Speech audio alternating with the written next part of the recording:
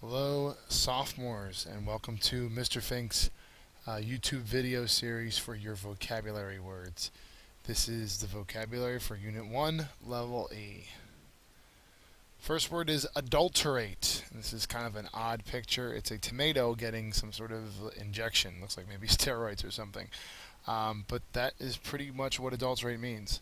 So the accented mark is the second syllable. It's a verb. It means to corrupt or to make worse by the addition of something of lesser value. It would be like a genetically modified food would make it worse. The synonym for adulterate is contaminate. Antonym is purify. The second word, ambidextrous. Ambidextrous. Third syllable, adjective, able to use both hands equally well. See, this person is using both hands to dribble a basketball. This also extends to feet as well, so if you can dribble a soccer ball with both feet, you're ambidextrous as well. Any sport, or if you can write with both hands, that kind of thing is ambidextrous. The synonym for ambidextrous is versatile. The antonym is clumsy. Next word is augment. Okay, the second syllable has the accent mark. It's a verb. Means to make larger or to increase. This person got some kind of injection in their lips to make them larger. The synonym for that one is supplement. Antonym is decrease. Next word is bereft. Bereft. The second syllable has the accented mark. It's an adjective, and it means deprived of or made unhappy through a loss. Okay, so if you moved or something, you might be bereft of your old friends, and you might be upset, like this person is right here. So you lost that thing, so you were unhappy, so you're bereft. The synonym for that one is bereaved. Antonym is replete. Next word is deploy, and you're probably familiar with this word in terms of the phrase like deploy the troops. So deploy, the second syllable has the accent. It's a verb to position or arrange. So when they say deploy the troops, they mean to position them or arrange them in a certain country on a certain base, etc., etc. There are no antonyms, so the only word you need to know for the synonyms is organize. Next word is dour, and I chose just a picture here of just a rainy day, and that's kind of what dour, how you would describe a rainy day would be dour. So dour, there is no accent mark because there's only one syllable. There's a couple of those coming up as well. It's an adjective. It means stern, unyieldy, or gloomy. Okay, and the gloomy is kind of the one it's used the most often, so that's why I went with that for the picture. The synonym for that one is forbidding. Okay, so they don't want to go outside because it looks a little forbidding, and the antonym is cheery. Next word, fortitude. I thought this picture was pretty funny. This little kid definitely has some fortitude.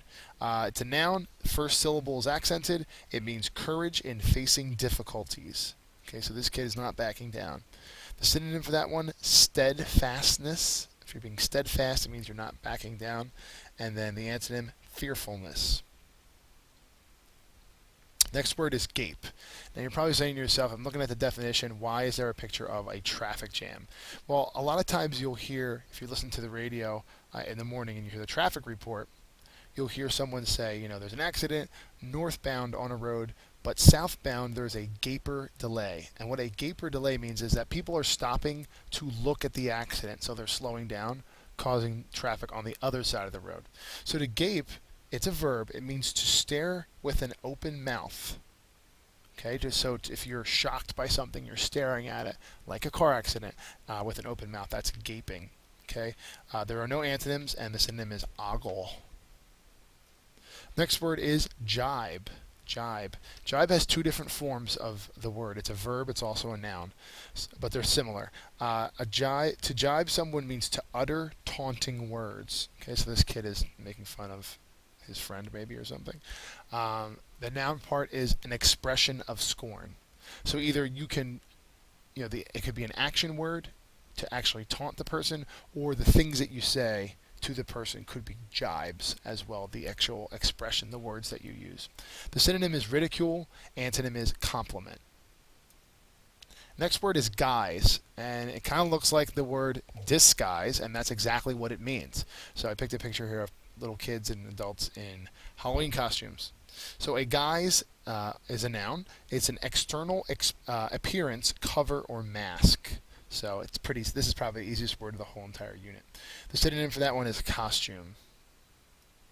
Moving on, the next one is insidious, and many of you probably have seen there's a horror movie that came out a few years ago called Insidious, but it doesn't always have to be something that's a horror or something scary. Insidious is an adjective. The second syllable has the accent mark, and it is intended to deceive or entrap, sly, or treacherous. So I picked a picture of a fox here because a lot of times in kids' stories or something like that, a wolf or a fox usually is kind of tricky, trying to trick someone or something into doing something that they don't want to do. Okay, the fox in the chicken coop, that kind of thing would be insidious. The synonym for insidious: cunning. Antonym: above board. Our next word is intimation. Intimation, and this is hard to find a picture for this, so I found one of these keep calm things, and this one says shut up and take a hint. So an intimation is a hint or an indirect suggestion. Okay, so if someone's trying to tell you something without actually coming out and saying it, that would be an intimation. Okay, it is a noun, and the third syllable is accented. The synonym is a clue. Next word is opulent. Opulent's an adjective. It has the first syllable accented. It means wealthy or luxurious. So I found this picture of a mansion here. To purchase that, you would need to be pretty wealthy. So that would be opulent. The synonym for that word is rich. Antonym: destitute, which actually is a vocab word for you later on this year. 14, pliable. And there's a picture here of a stick with a piece of string and a watermelon, and the stick, because it's bent, is actually pliable. So pliable is an adjective. The first syllable is accented. It means easily bent or flexible. So a gymnast or a dancer would be pliable. A piece of wood possibly could be pliable. Anything that's you're flexible. You could be pliable if you're I don't care what we do this weekend. I'm flexible.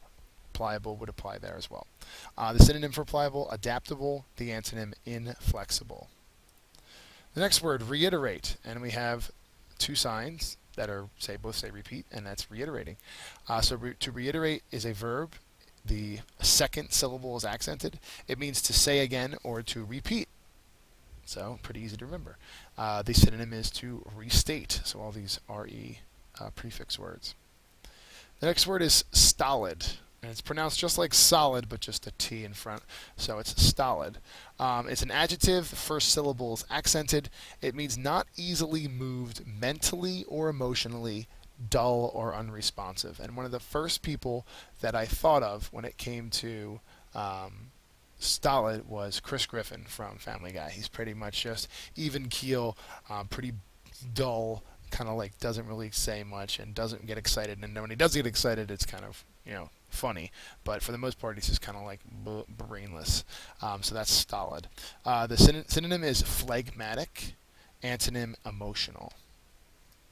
Next word is tentative, and this picture is a calendar, and it's circling 4 dates. So if you make tentative plans with someone, you're saying, we should do something over the course of the next couple of days. Okay, so tentative is an adjective. It's a first syllable accented word.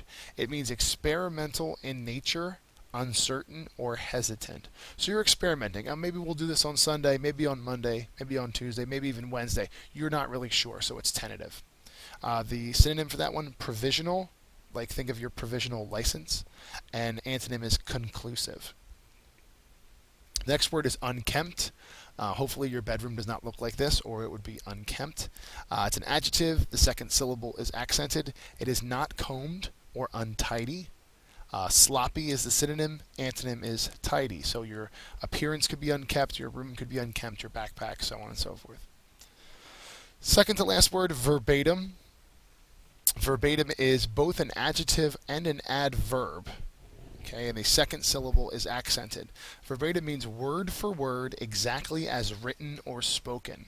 Okay, so if you're watching a television show and it has the captions underneath, for the most part, they're verbatim. Whatever the person says is written down and the person can read it on the screen. If you make a copy of something like this picture is, that would be verbatim.